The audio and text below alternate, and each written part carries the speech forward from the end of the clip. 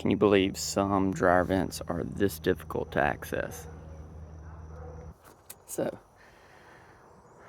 up here to the top, over the back.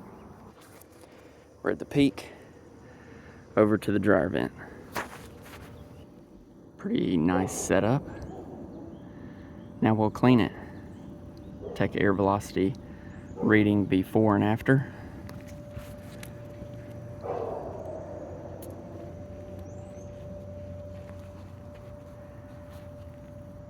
Family of 5 here, so they dry lots of clothes.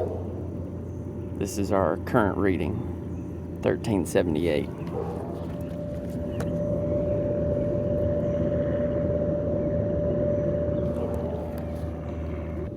I think I've got you in a good spot to watch.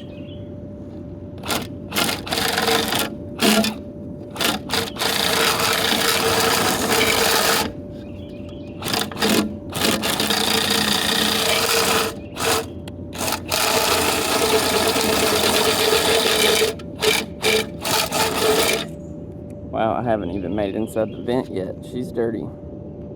After servicing, 1870.